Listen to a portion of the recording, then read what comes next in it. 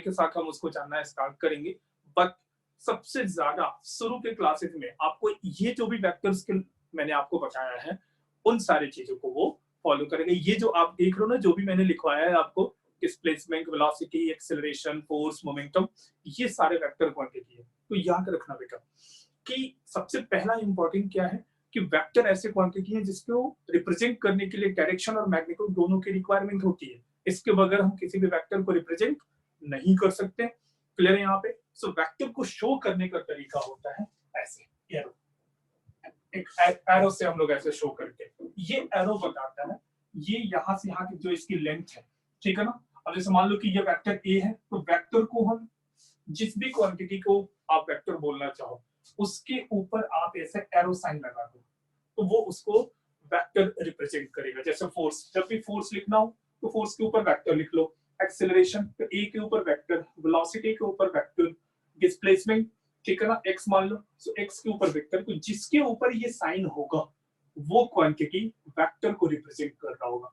सो दो तरीके से वेक्टर को बेसिकली यूज किया जाता है, एक तो एरो से या फिर बोल्ड लेटर में, ठीक है ना। जैसे मान लो कि ये वेलोसिटी है, तो इसको v से ऐसे बोल्ड लेटर में शो किया जाएगा, x को ऐसे बोल्ड लेटर में शो किया जाएगा, ठीक है ना।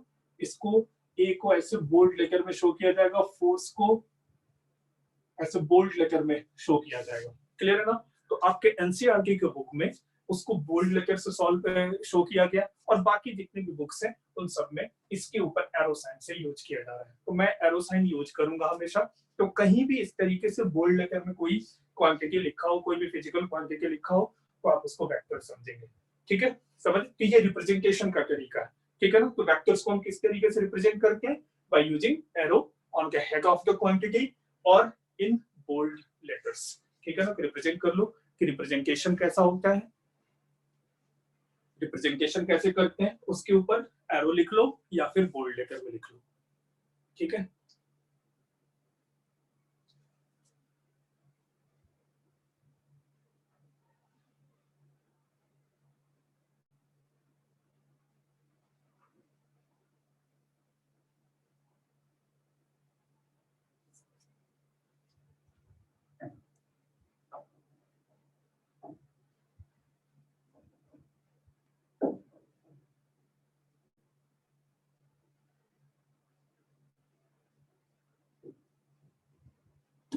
हो गया, लिख लिया सबने? ठीक है। अब समझो वेक्टर को यहाँ पे रिप्रेजेंट जो किया गया है उसमें क्या बता रहा है ये। जैसे मान लो कि ये तो रिप्रेजेंटेशन था कि कैसे रिप्रेजेंट, अगर मान लो कि एक वेक्टर को ऐसे शो किया गया, ठीक है ना, ये एक वेक्टर है, इसको एरो से मैंने यहाँ पे रिप्रेजेंट किया, तो इसको बोलते हैं जहां पे ये साइन लगा हो इसको बोलते हैं हेड ऑफ वेक्टर। ये वेक्टर का हेड है और इसे बोलते हैं टेल ऑफ द वेक्टर।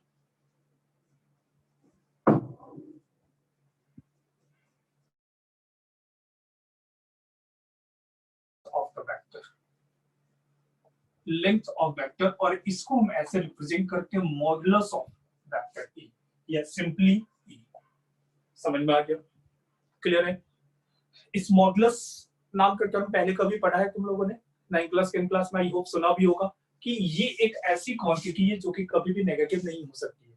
और मैं अगर आपसे पूछूं कि किसी भी मॉडुलस, देखो लेंथ ऑफ द वेक्टर है, ठीक है ना, मतलब एक तरीके से वैल्यू, जैसे मान लो कि कोई भी पार्टिकल 1 किलोमीटर या 10 किलोमीटर पर आवर से चल रहा है, सो 10 किलोमीटर पर आवर इसका मैग्नीट्यूड, ठीक।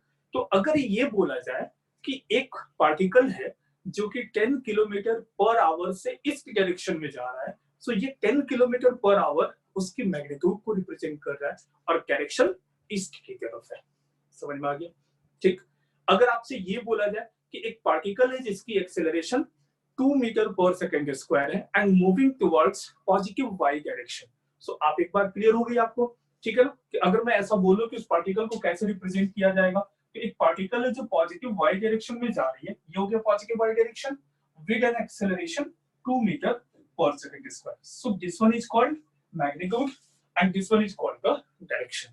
तो जनरली मैथमेटिक्स में डायरेक्शन को रिप्रेजेंट करने के लिए एंगल नाम का टर्म यूज किया जाता है, ठीक। जरूरी थोड़ी है कि हर टाइम वो ईस्ट में, वेस्ट में, या एक्स एक्सिस, वाई एक्सिस या जेड एक्सिस के अलावा मूव कर रहा होगा, हो हो सकता है कि बीच में किसी एंगल पे मूव कर रहा हो। मान लो कि ऐसा कुछ हो जाए कि यहाँ पे एक पार्टिकल है, यहाँ से चला इस डायरेक्शन में जा रहा है, तो हम क्या बोलेंगे, मान लो कि ये 2 मीटर पर सेकंड इसकी वेलोसिटी है 30 डिग्री एंगल, ठीक है। सो अगर आपसे पूछा जाए कि what is the velocity of the particle, तो आप ये नहीं बोलोगे 2 मीटर पर सेकंड, ये उसकी स्पीड है।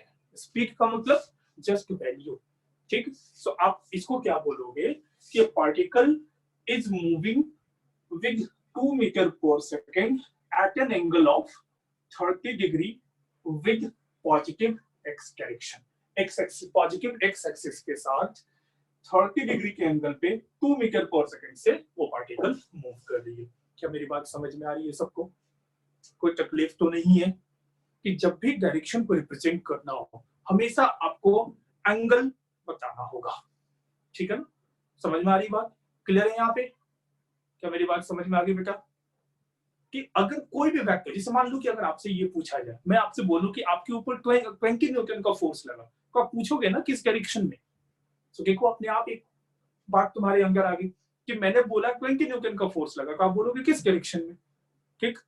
अगर आपसे ये बोला जाए कि आपका जो फ्रेंड है वो 20 मीटर पर सेकंड से भाग रहा है, तो आप बोलोगे ना किस तरफ, तुम्हारी तरफ आ रहा है, तुमसे दूर भाग रहा है, किसी और डायरेक्शन में जा रहा है, कुछ तो बोलोगे।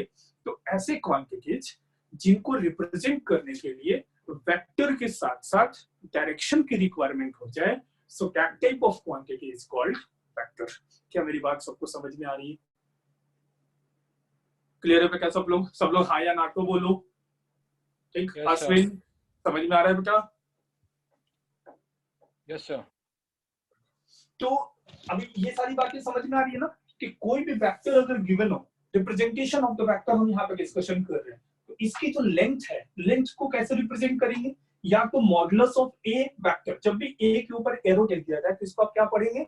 ए वेक्टर, ठीक है ना। सो this one is the modulus of A vector या सिंपली ए। और लेंथ कभी भी नेगेटिव नहीं हो सकता। क्या हमारी हाइट -5 फुट -5 फुट हो सकता है? नहीं हो सकता। -5 फुट का मतलब क्या हम जमीन के अंदर घुस गए? ऐसा तो हुआ नहीं ना कभी भी।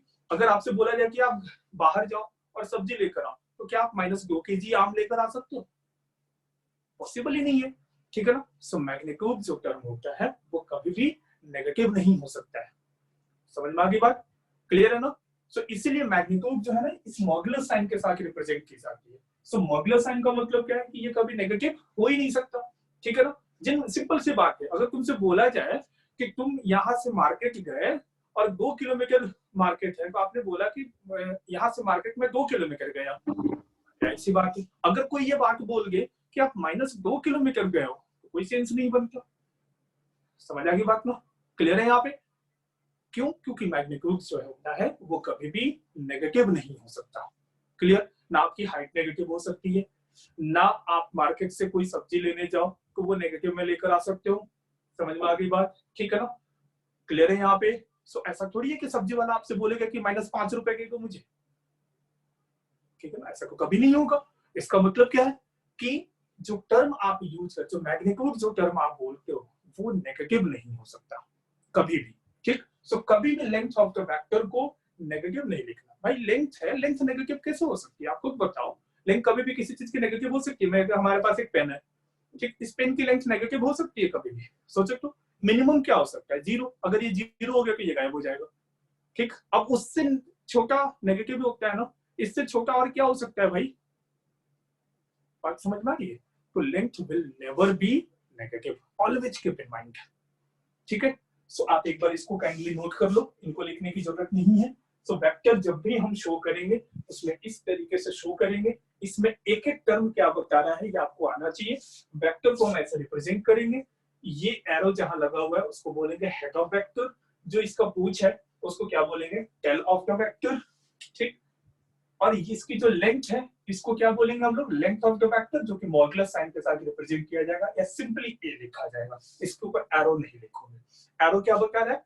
डायरेक्शन को, ठीक है ना। और ये सिर्फ उसकी लेंथ को बता रहा है, तो लेंथ की कोई डायरेक्शन नहीं होती है, ठीक है ना। अगर आपको 2 किलोमीटर जाना है, अगर आपके पेरेंट्स आपको बोले कि बेटा 2 किलोमीटर घूम कर आओ, तो आप किसी भी डायरेक्शन में जा सकते हो। लेकिन अगर उन्होंने बोल दिया कि 2 किलोमीटर तुम्हें मार्केट की तरफ जाना है, तो उसकी डायरेक्शन फिक्स होगी। सो ऐसे क्वांटिटीज को डिस्प्लेसमेंट बोलते हैं। और जब आपके पेरेंट्स ने आपको बोला कि आपको सिर्फ 2 किलोमीटर जाने हैं, ठीक, तो आपकी चॉइस होगी कि आप कहीं भी जा सकते हो, तो ऐसे क्वांटिटीज को डिस्टेंस बोलते हैं, ठीक है, जिसके बारे में हम फर्दर आगे डिस्कशन करेंगे। लेकिन फिलहाल आपको ये बात अगर कहीं भी किसी को कोई दिक्कत आई है तो आप मुझे बताओ। क्या सबको समझ में आया है? Yes sir. Yes sir. क्या लिख लिया है सबने? कि बहुत इंपॉर्टेंट है बेटा, इसको स्टार मार्क्स देकर लिखना। बहुत तंग करेगा ये, जिस बच्चे को ये नहीं आता उसको बहुत परेशान किया जाता है, ठीक है ना। और तुम्हारे टीचर्स क्या करेंगे जब स्कूल वगैरह जब तुम्हारी शुरू होगी, उसमें टीचर क्या करेंगे ना, ये 2-3 चैप्टर के बाद पढ़ाएंगे, ठीक है ना। तब तक फिजिक्स से तुम उब चुके होगे, जैसे लगेगा कि हम क्या पढ़ रहे हैं यार, बकवास हो रहा है ये सब कुछ हमारे साथ, ठीक है।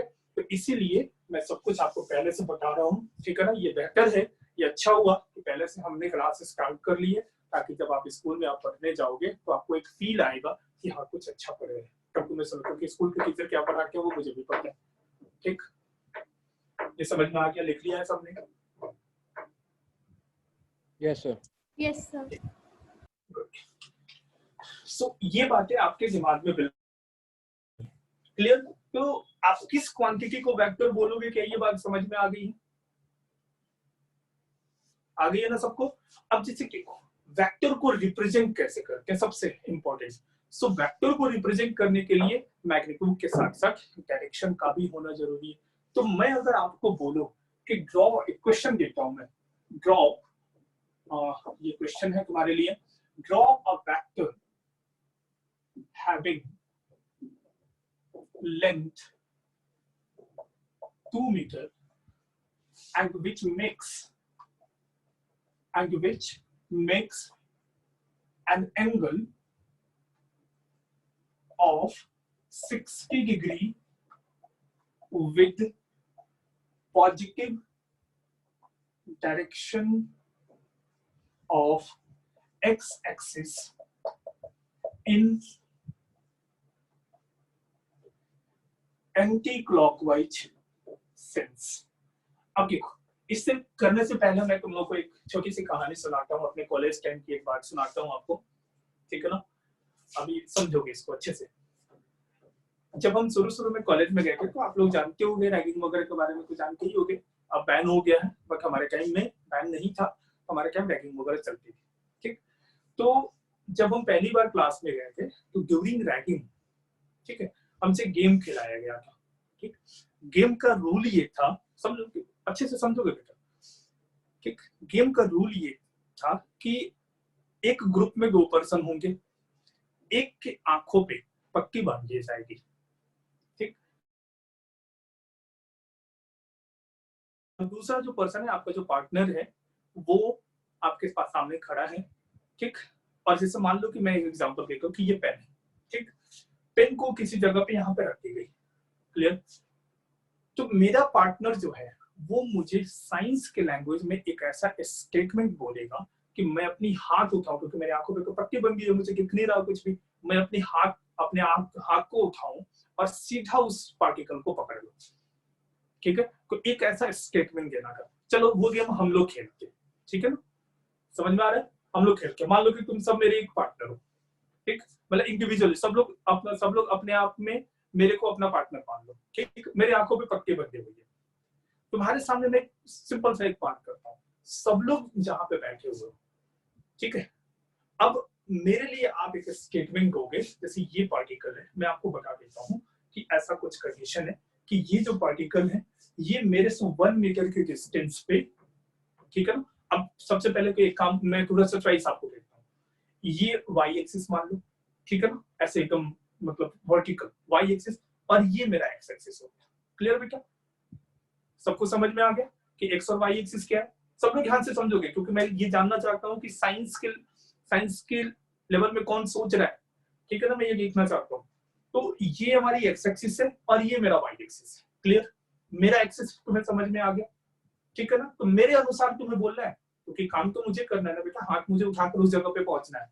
तो तुम मेरे अनुसार बोलोगे, तुम अपने अनुसार बोलोगे तो मैं तुम्हारे अनुसार काम करूंगा, तो फिर नहीं पहुंच पाऊंगा, ठीक। तो मेरी अकॉर्डिंग बात करनी है, सो हुआ क्या कि ये जो एक्स एक्सिस है, ठीक है ना, इससे 1 मीटर डिस्टेंस और ये 30 डिग्री के एंगल पे, 30 डिग्री के एंगल पे यहाँ पे ऑब्जेक्ट को रख दिया गया। मतलब मेरे से 1 मीटर के डिस्टेंस पे वो ऑब्जेक्ट है और वो पॉजिटिव एक्स डायरेक्शन के साथ 30 के एंगल पे, 30 डिग्री के एंगल पे।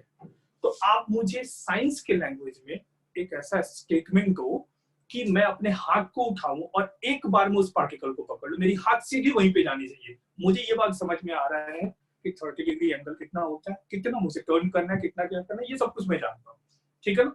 या फिर मान लो कि मैं रोबोट होता, लेट्स कंसीडर, तो रोबोट को ये सारी लैंग्वेज पता है कि अगर उसको बोलोगे 30 डिग्री मूव कर जा, तो वो अपने आप 30 पे मूव करके रुक जाएगा।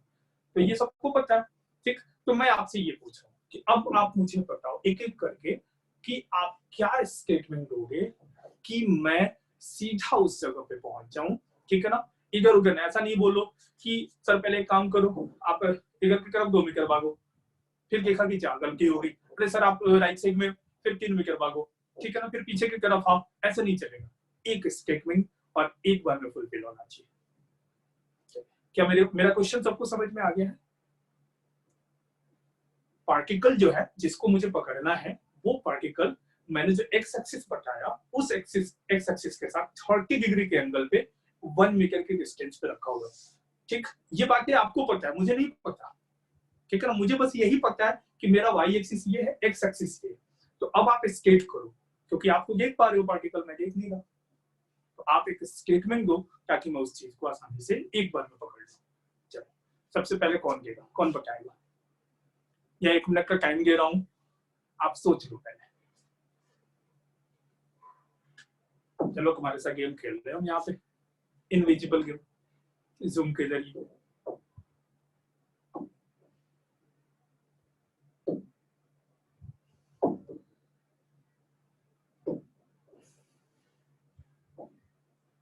सोच लिया सबने? तो सबसे पहले अश्विन मुझे बताएगा। अश्विन, मान लो कि मैं तुम्हारा पार्टनर हूं, मेरे आंख पे पट्टी बंधी हुई है, तुम मुझे स्टेट करो उस पार्टिकल के बारे में। एक ऐसा स्टेटमेंट, एक ऐसी सेंटेंस बताओ मुझे जिससे मैं एक बार में उस जगह पे पहुंच जाऊं जहां पे पार्टिकल है। जो मन में है सब बोल दो। Sir, you have to move your hand at an angle of 30 degree from x-axis with a length of 1 meter. बड़ी बात। अब बस सवाल एक, ये एक्स एक्सिस था ना बेटा, तुमने कहा 30 पे मूव करो, तो अब 30 इधर भी हो सकता है, 30 पीछे को भी हो सकता है, ठीक। तो हो सकता है कि यहाँ पे 50-50 चांस हो गया। अगर तुम्हारे अकॉर्डिंग मैं इधर चला गया तो मैं जीत गया।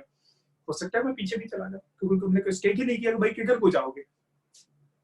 क्या मेरी बात समझ में आई? Yes, sir. तो 30 को किसी भी डायरेक्शन में हो सकता है ना। जैसे मान लो कि अगर एक्स एक्सिस मान लो ये है, तुमने 30 बोला, तो 30 इधर को भी हो सकता है, इस डायरेक्शन को भी हो सकता है, ये भी एंगल 30 हो सकता है, ये भी एंगल 30 हो सकता है। तो आप इसको समझो, मैं यहाँ पे हूँ, ये मैं हूँ यहाँ पे मान लो, ठीक है। ये एक्स एक्सिस है, पार्टिकल कहीं यहाँ पे रखा हुआ है, क्लियर है, जो कि यहाँ से 1 मीटर की डिस्टेंस पे, ठीक। बाकियों के लिए मैं आसान कर रहा हूँ, अश्विनी को मुझे चलो बता दिया, ठीक। अब मुझे अनिमा बताएगी। Sir, you should move your hand 1 meter in positive x-axis in anti-clockwise direction, In anti-clockwise, making an angle of 30 degree. Good. Aman?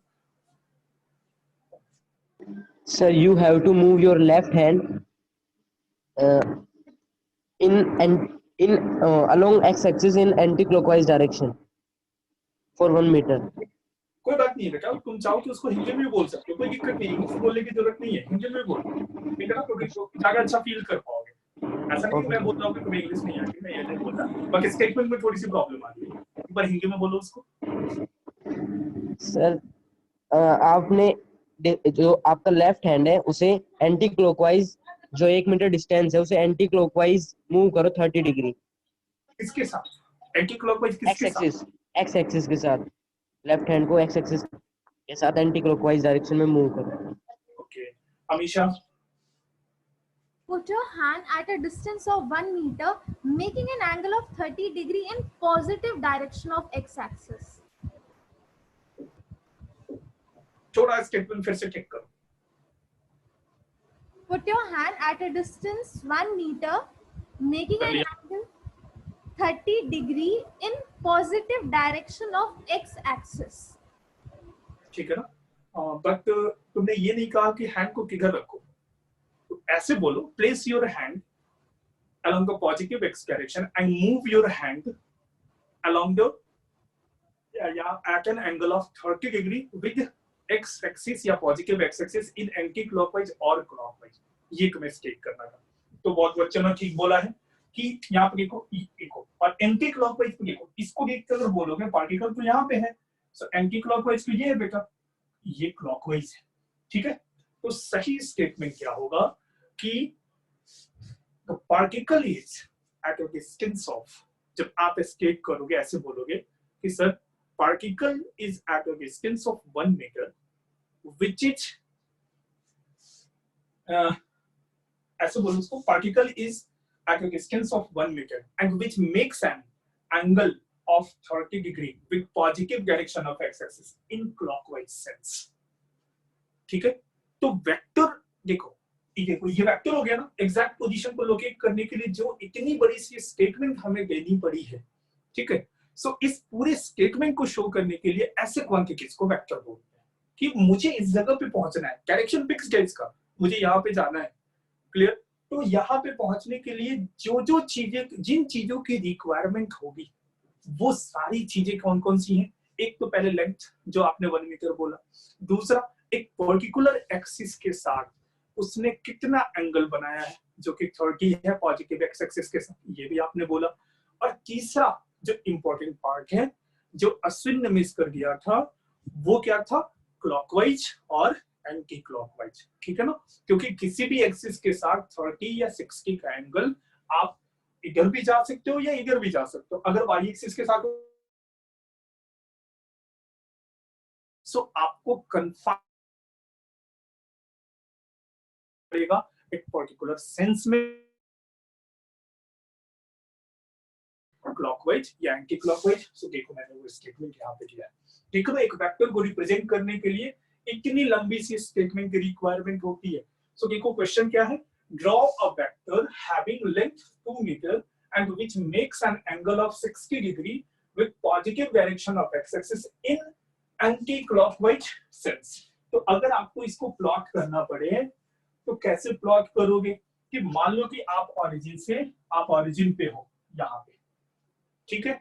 सो आपको क्या करना होगा कि एक वेक्टर ड्रॉ करना होगा जिसकी लेंथ कितनी होगी, 2 मीटर. अब 2 मीटर का वायर तो नहीं लाएंगे हम लोग, बस एक जस्ट सिंपली एक लाइन से मैं उसको शो कर दूंगा कि वो 2 मीटर का है. तो एक लाइन ऐसा है जिसकी लेंथ 2 मीटर है and which makes an angle of 60 degree किसके साथ, with positive direction of X axis. ये रहा positive direction of X axis, इसके साथ 60 डिग्री. तो हो सकता है यहाँ पे हो सकता है यहाँ पे हो. वेक्टर ऐसे रिप्रेजेंट किया जाएगा. क्लियर. अब इसमें से कौन सा सही है, तो एंटी क्लॉकवाइज सेंस. तो एंटी क्लॉकवाइज ये है ना बेटा, ये है 60 degree. So real representation is this one. ये गलत है. क्या मेरी बात समझ में आ गई. अब इसकी जो लेंथ है यहाँ से यहाँ तक की जो लेंथ है वो कितनी है, 2 metre which makes an angle of 60 degree with positive direction of x-axis in anti-clockwise sense. Clear है बेटा, सबको समझ में आ गया है बिल्कुल. Yes sir. Yes ऐसा sir. कुछ Yes, sir. ऐसा देखो कि एक वेक्टर है जो कि यहाँ पे है और इसने ये एंगल बनाया है 120 डिग्री. ठीक है. और इसकी लेंथ है 2 मीटर. ठीक. सो अब आप मुझे इस तरीके का स्टेटमेंट इस पर्टिकुलर वेक्टर के लिए ये पूरी स्टेटमेंट लिखकर बताएंगे या अभी आप मुझे बताओगे इसको देख के. ठीक है. तो सबसे पहले मुझे अमीशा बताएगी इस वेक्टर के बारे में, ऐसी क्या स्टेटमेंट, इस वेक्टर को देख के आपको क्या समझ में आ रहा है बेटा. Draw a vector having length 2 meter and which sir यहाँ पर एंगल 120 डिग्री हम ओरिजिन से नहीं ले रहे क्या. बेटा एंगल जो है ना वो एक पर्टिकुलर एक्सिस के साथ होगा, तो this one is the positive direction of Y axis. Okay. So draw vector करने की जरूरत नहीं है क्योंकि वेक्टर को हमने ड्रॉ कर दिया। अब इसके बारे में बताओ। This one is the vector having length 2 metre. आगे and it makes an angle 120 degree with the negative direction of x y axis in बेटा ये पॉजिटिव है, देखो यहाँ पे ये जो मान लो कि ये वेक्टर था, ये पॉजिटिव वाई है, तो पॉजिटिव वाई से सिर्फ घूमकर यहाँ पे आया है ना, पर सर जा तो नेगेटिव की टुवर्ड्स ही रहा है ना। बट आप एंगल जो बना रहे हो, जो आप बोल रहे हो making an angle of 120 degree, तो 120 उसने किसके साथ बनाया है? Okay, positive, yeah, positive axis. So a line of length 2 meter making an angle 120 degree with the positive y axis in clockwise sense. Very good, शाबाश। ठीक, सबको समझ में आ रहा है ये बात? सबको समझ में आ गया? मतलब अगर एक ग्राफ आपके सामने है तो भी आप उसके वेक्टर के बारे में सारी स्टेटमेंट दे सकते हो, और अगर एक स्टेटमेंट गिवन है तो आप उसको ड्रॉ भी कर सकते हो। समझ में आ गया बेटा? वेक्टर का ड्रॉ होना बहुत इंपॉर्टेंट है, ठीक है ना, हमेशा ध्यान में रखना। इसको एक बार नोट कर लो जल्दी से, क्विक।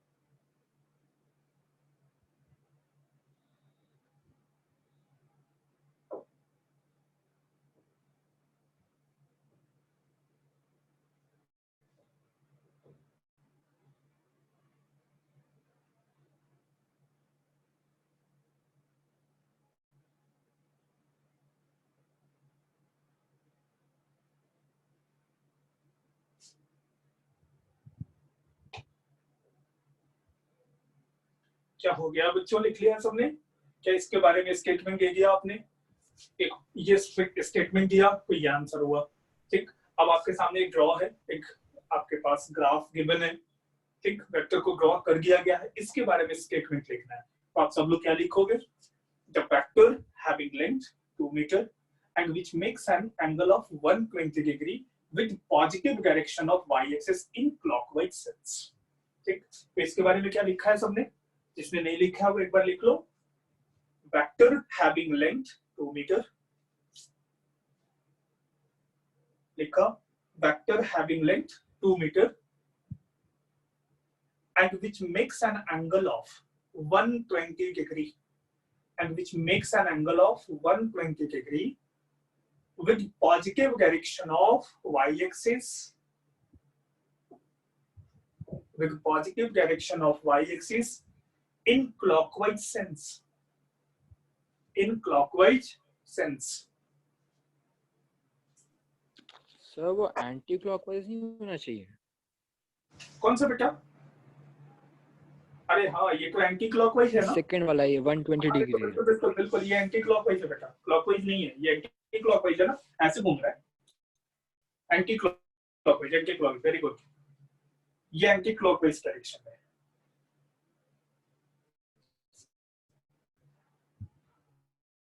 इन एंटी क्लॉक डायरेक्शन आप इनको, ये क्वेश्चन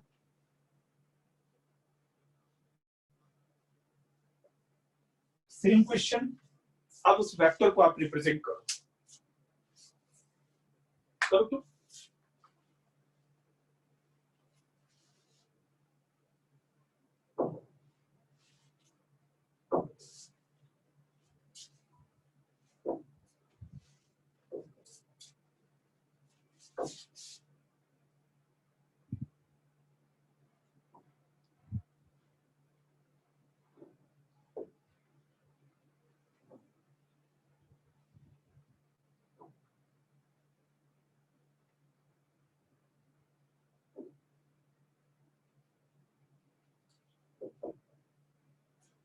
हो गया बच्चों, ड्रॉ कर दिया सबने। देखो 520 डिग्री है, 520 520 डिग्री। तो 520 डिग्री कैसे कैलकुलेट करोगे? एक बार सबने अगर कर लिया होगा तो एक बार मैच करो सब लोग। ये देखो पॉजिटिव एक्स डायरेक्शन, ये पॉजिटिव वाई डायरेक्शन, इसको नेगेटिव एक्स डायरेक्शन बोलते हैं। ये नेगेटिव वाई डायरेक्शन है, इसको वाई डैश से रिप्रेजेंट करते हैं, एक्स डैश से। ये सब तो आप जानते हो, ये 9th क्लास में आप पढ़कर आए हुए हो। अब क्वेश्चन क्या है, मान लो कि ये अपन का वेक्टर है जिसकी लेंथ 2 मीटर है, ठीक। तो पहले तो मैंने एक्स एक्सिस के अलॉन्ग लिखा क्योंकि ये एक्स एक्सिस के साथ है। अब उसको कितना रोटेट करना है बेटा? 520 डिग्री, बट कौन सी सेंस में? Anti clockwise. तो ये देखो 90, 180, 270, 360, ठीक। 360 प्लस 90 450, 450 प्लस 90 कितना होता है बेटा? ऐड करो, 540 हो गया ना। इसका मतलब वो यहाँ नहीं पहुंचेगा, वो इसमें कहीं होगा। क्या मेरी बात समझ में आ गई? वो कुछ यहाँ पे होगा इस तरफ। The length is 2 meter and which makes an angle of, ये पूरी की पूरी ऐसे रोटेट होने के बाद तब यहाँ पहुंची है। ये कितना हो गया? 360 प्लस कितना हो गया ये बताओ? 160। 360 प्लस 160, ठीक है। सो ये वाली एंगल कितनी हो गई? बस सिर्फ ये एंगल बोला जाता, सो दिस वन इज 160 डिग्री। तो ये एंगल कितनी हो गई बताओ? ये पूरा 180 था ना, तो 160 है, तो ये 20 डिग्री हो गया। क्लियर है बेटा? ठीक है ना। तो बहुत तरीके से इस वेक्टर को बोला जा सकता है। क्लियर है? आप ऐसे भी बोल सकते। इस पूरे वेक्टर का सेंस क्या है? मतलब आप सिर्फ इसको ये बोल सकते थे कि एक वेक्टर हमारे, अगर मान लो कि ये ड्रॉ करके तुम्हारे सामने बोलेगा, तो अलग अलग बच्चे अलग अलग स्टेटमेंट देंगे। एक बच्चा बोलेगा the vector having length 2 meter which makes an angle of 520 degree with positive x direction in anti-clockwise sense। ये पहला बच्चा स्टेटमेंट दिया। दूसरा बच्चा ये बोल सकता है कि the vector having length which makes an angle of 160 degree with positive direction of x axis in anti-clockwise sense। वो भी बिल्कुल सही है, क्योंकि देखो पॉजिटिव x के साथ 160 का एंगल बना है, ठीक। एक बच्चा ये भी बोल सकता है the vector having length 2 meter and which makes an angle of 20 degree, बाकी ये 20 किसके साथ है? with negative x direction in clockwise sense। समझ में आ गया? तो जो भी बच्चा इन तीनों में से कोई सा भी स्टेटमेंट अगर वो दे रहा है, ठीक है ना, वो बिल्कुल सही है, कोई भी गलत नहीं है। तो वेक्टर का ड्रॉ होना, ठीक है, हमेशा याद रखना किन किन चीजों की पे डिपेंड कर रहा है। एक तो उसकी लेंथ, दूसरा एक पर्टिकुलर एक्सिस के साथ कितना एंगल बना है, और तीसरा उसका सेंस क्या है, क्लॉकवाइज या एंटी क्लॉकवाइज। क्लियर है?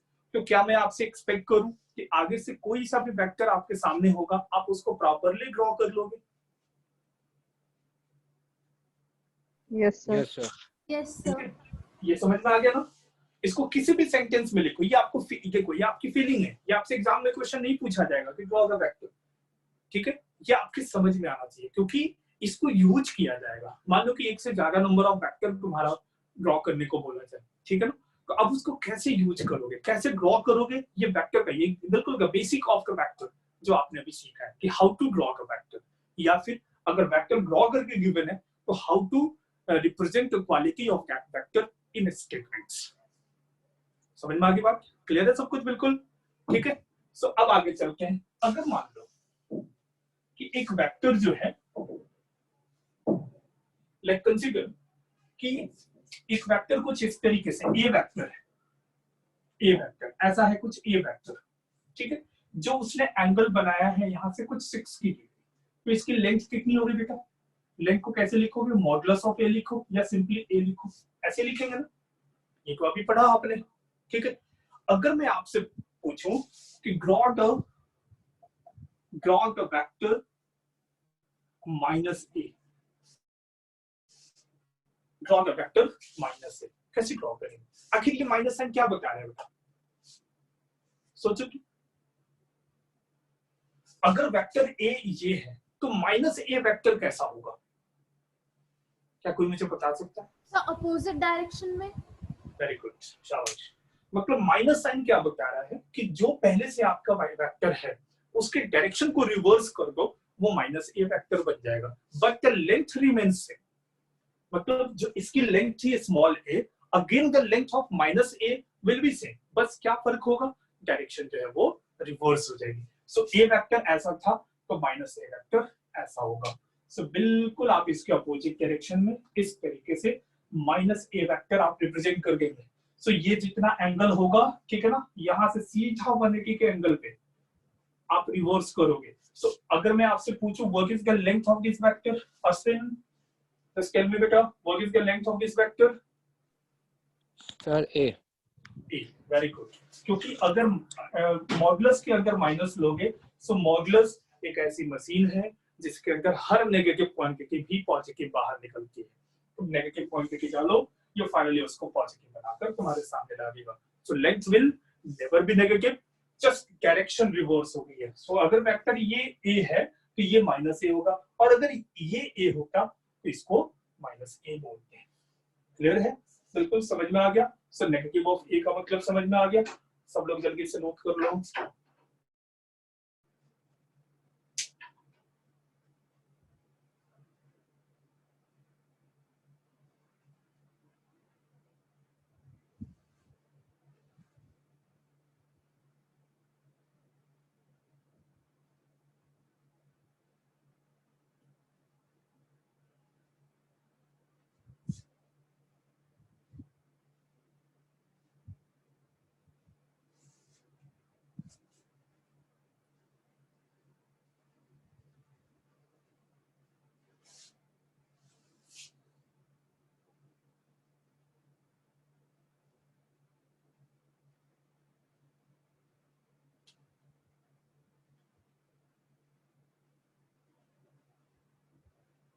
ड्रॉ कर लिया बेटा?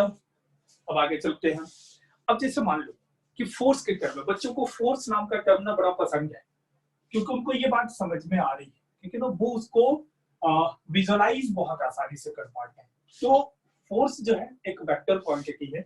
अगर मैं आपसे पूछूं जैसे कि आपसे सिंपली अगर पूछा जाए कि मैंने आपको 100 रुपीज दिया एंड अगेन आपको 100 रुपीज दिया, तो टोटल आपके पास कितने हो गए? 200 हो गए ना। लेकिन वेक्टर के साथ ऐसा नहीं होता। जब भी दो वेक्टर्स को या दो से ज्यादा नंबर ऑफ वेक्टर्स को अगर आप ऐड करोगे तो जरूरी नहीं कि उनका सम जो होगा वो जैसे अभी निकाला था रुपीज के केस में इसी तरीके से करोगे, मतलब सिंपली ऐड कर दो, ऐसा नहीं है। जैसे एग्जांपल लो, मान लो कि मैं हूं, मेरे दोनों हाथों को पकड़ के मेरे दो फ्रेंड्स अपोजिट डायरेक्शन में खींच रहे हैं with same force. So what is the effect on me? क्या होगा मेरे ऊपर? मैं बॉडी के पेन को मैं बोल रहा हूँ, ठीक है ना, ये बायोलॉजी का काम है। ठीक, बायोलॉजी इस पार्ट को समझती है कि बॉडी के अंदर क्या प्रॉब्लम्स चल रही है, that is not part of the physics. ठीक है, समझ में आ गया? हम सिर्फ ये जानना चाहते हैं कि बॉडी के मोशंस क्या हो रहे हैं, ठीक है ना, बॉडी के मोशंस पे क्या इम्पैक्ट पड़ेगा, बॉडी के पोजीशंस पे क्या इम्पैक्ट पड़ेगा, क्या is the main concern of the physics. ठीक है, तो हम इस बारे में डिस्कशन करेंगे, बॉडी में क्या पेन हुआ, कौन से मसल्स में क्या तकलीफ आई है, ये सब कुछ बायोलॉजी कहती है। ठीक, सो हम बस इतना जानना चाहते हैं कि मेरे एक हाथ को पकड़ के कोई बच्चा उधर की तरफ खींच रहा है, कोई इस तरफ खींच रहा है, ठीक है ना, इधर वाले ने भी 100 न्यूटन का फोर्स लगाया, इधर वाले ने भी 100 न्यूटन का फोर्स लगाया, तो बताओ what is the net force exert on me? 0। ठीक है, और अगर यही दोनों फोर्स सेम डायरेक्शन में होके एक ही तरफ दोनों बच्चा मुझे खींच रहा होता, तो what is the net force on in between me और या ऑन मी? That is 200। समझ में आ गया? So if the direction of vectors its are same, then the resultant will be simply scalar addition। जो क्वांटिटी वेक्टर नहीं है आप उसको स्केलर बोल सकते हो। एक और तीसरी क्वांटिटी भी है जो आपके सिलेबस में नहीं है बट फैमिली ऐसे ही बता देता हूं आपके नॉलेज के लिए, टेंसर। ठीक है, तो फिजिकल क्वांटिटीज तीन हम बोलते हैं, vector, scalar and tensor. Vector के पास एक यूनिक डायरेक्शन होता है, एक सिंगल डायरेक्शन होता है। स्केलर के पास कोई डायरेक्शन नहीं होता, उसके पास सिर्फ मैग्नीट्यूड होता है। और टेंसर मल्टीपल डायरेक्शंस। ठीक है, समझ में आ गया? तो आप अपने लेवल से 11th एंड 12th के लेवल से जो क्वांटिटी वेक्टर नहीं होगा आप उसे स्केलर मानेंगे, और स्केलर का एडिशन जो होगा वो सिंपल तरीके जो आप 10 क्लास तक पढ़ कर आए। ठीक, मतलब 2 + 2 = 4, but in case of vector 2 + 2 may be possible ये 0 हो जाए, मे बी पॉसिबल 4 हो जाए, and it is also possible that the 2 + 2 is in between 0 and 4। क्या मेरी बात समझ में आ रही है? Depending on the direction of the force. समझ में आ गया? अगर ये दोनों फोर्सेज सेम डायरेक्शन में होंगे, so the net force is 4 newton. अगर ये दोनों फोर्सेज जो जिसकी वैल्यू 2 न्यूटन है अपोजिट डायरेक्शन में होंगे, सो द नेट इंपैक्ट या net force is 0, and if they are at some angle, so the net force is in between 0 and 4। कुछ भी हो सकता है। समझ में आ गई बात? क्या किसी को कोई डाउट है तो क्लियर कर लो बेटा। कुछ तकलीफ है तो बताओ मुझे, बताओ। इसको फोर्स के रूप में मैंने तुम्हारे सामने बोला है क्योंकि फोर्स के रूप में बच्चों को बहुत आसानी से समझ आती है बात। मैंने क्या बताया कि अगर दो फोर्सेज सेम डायरेक्शन में लग रहे होंगे तो जो नेट फोर्स होगा, नेट कहने का मतलब दोनों का एडिशन, ठीक है ना, resultant. So the net force is simply addition of this two forces. मतलब एक 100 न्यूटन है और एक 200 न्यूटन है, तो नेट कितना हो जाएगा? 300 न्यूटन। अगर 100 न्यूटन और 200 न्यूटन अपोजिट डायरेक्शन, मान लो कि इस हाथ पे 100 न्यूटन अगर लग रहा था, 200 न्यूटन अगर लग रहा था, तो मेरे पे नेट फोर्स कितना लग रहा है बेटा? बताओ, बोलो बोलो। तो 100 किस डायरेक्शन में? क्योंकि फोर्स आप बता रहे हो, नेट फोर्स बोल रहे हो, इन विच डायरेक्शन? जिगर की तरफ 200 न्यूटन था, तो जो बड़ा है उसी से छोटे को माइनस किए हो ना, तो जो नेट फोर्स होगा वो उसी डायरेक्शन में होगा। मैंने क्या बताया कि अगर ये 100 न्यूटन है, एक ऑब्जेक्ट मान लो ये एक ऑब्जेक्ट है और इसी के ऊपर 200 न्यूटन का फोर्स लगा, तो इसका मतलब आप सिंपली इसको इक्विवेलेंटली बोल सकते हो कि इसकी तरफ 300 न्यूटन का फोर्स लगा है। अगर इस डायरेक्शन में 200 न्यूटन लगा है, इसके अपोजिट डायरेक्शन में 100 न्यूटन लगा है, सो इसको आप बोल सकते हो कि हमारे पास बेसिकली सिर्फ 100 न्यूटन इस डायरेक्शन में लगा है। क्या मेरी बात समझ में आ रही है? ठीक है। और अगर ऐसा केस है कि 100 न्यूटन मान लो कि इस तरफ लगा और 200 न्यूटन कोई इस डायरेक्शन में लगा, ठीक है ना, so the resultant will be, आप क्या बोलोगे? Net force is in between 0 to 0 तो हो नहीं सकता, 300 हो नहीं सकता, ठीक है ना। तो 0 से 300 के बीच में कुछ भी होगा, डिपेंडिंग ऑन दिस एंगल, किस एंगल पे ये लग रहे हैं।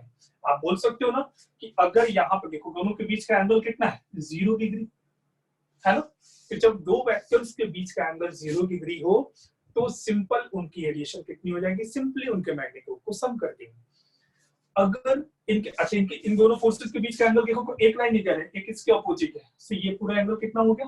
180 डिग्री, है ना। तो जब एंगल 180 डिग्री हो जाए तो बड़े से छोटे को माइनस कर लेंगे, डायरेक्शन हमेशा बड़े की तरफ होगा। समझ में आ गया?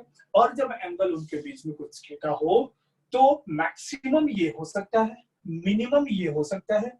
समझ में आ गई बात? और इसके लिए अच्छा ये 100 तो नहीं होगा ना, ये तो 100 होगा क्योंकि मिनिमम तो ये है, मैक्सिमम ये पॉसिबल है। सो ऐसे केस में जो रिजल्टेंट होगा वो 100 से लेकर 300 के बीच में कुछ भी हो सकता है, depending on the value of theta. तो मैं यहाँ पे इक्वल टू दे देता हूँ, क्यों? क्योंकि थीटा की वैल्यू अगर 0 डिग्री हो गई तो नेट फोर्स कितना हो जाएगा? 300 न्यूटन, ठीक, ये रहा। और अगर थीटा की वैल्यू 180 डिग्री हो गई सो नेट फोर्स कितना हो जाएगा बेटा? 100 न्यूटन, है ना। क्लियर? वो ये रहा, क्लियर। और 0 से 80 के बीच में कुछ और हुआ तो वैल्यू 100 to 300 न्यूटन के बीच में कुछ भी हो सकता है। क्या किसी को कोई डाउट है इस पार्ट पे? अगर है तो मेरे से क्लियर कर। पक्का क्लियर है बिल्कुल सब कुछ? मतलब जब सेम डायरेक्शन में फोर्स लगेंगे तो वो मैक्सिमम इंपैक्ट होगा, जब अपोजिट डायरेक्शन में लगेंगे तो वो मिनिमम इंपैक्ट होगा। बाकी किसी भी केस में वो मैक्सिमम और मिनिमम के बीच में ही होगा। तो ये रहा, मैक्सिमम और मिनिमम के बीच में कुछ भी हो सकता है, वो डिसाइड करेगा वो एंगल कितना है। क्या मेरी बात समझ में आ गई है सब किसी को? एक बार जल्दी से नोट कर लो।